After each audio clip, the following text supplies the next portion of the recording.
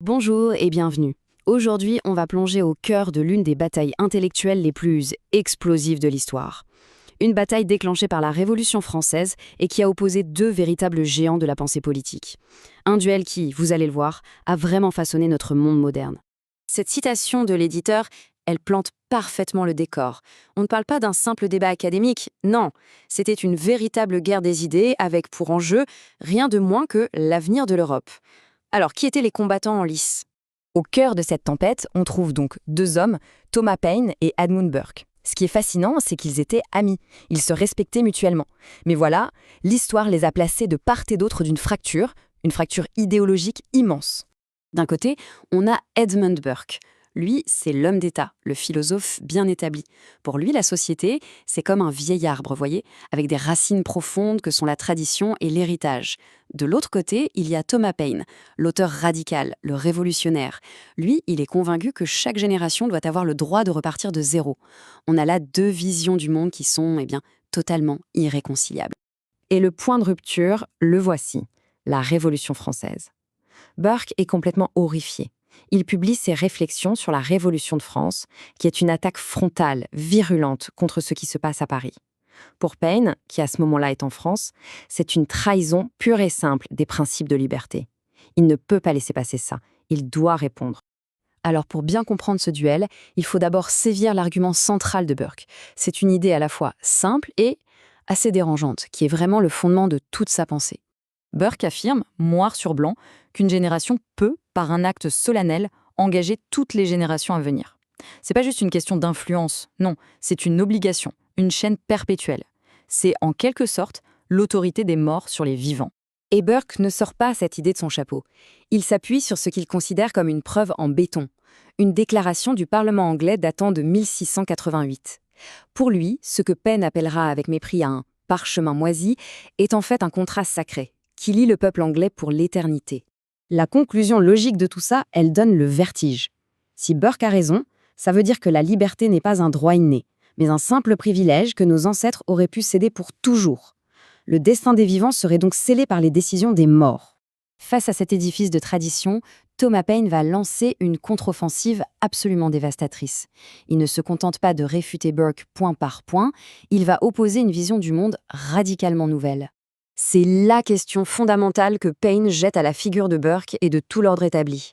Une question qui paraît toute simple, presque enfantine, n'est-ce pas? Et pourtant, la réponse va littéralement dynamiter des siècles de tradition politique.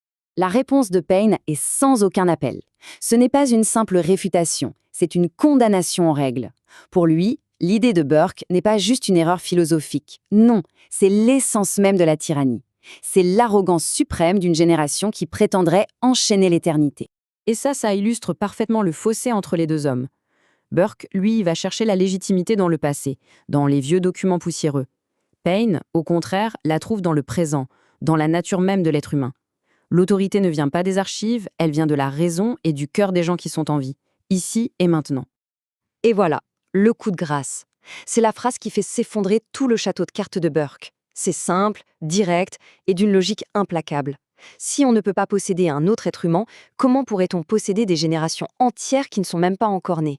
Une fois qu'il a posé ce principe fondamental, Paine ne s'arrête pas en si bon chemin. Il va s'en servir comme d'un scalpel pour disséquer la légitimité même du gouvernement que Burke défendait corps et âme, le système anglais. Pour Paine, une constitution, ce n'est pas juste une accumulation de lois ou de traditions, non.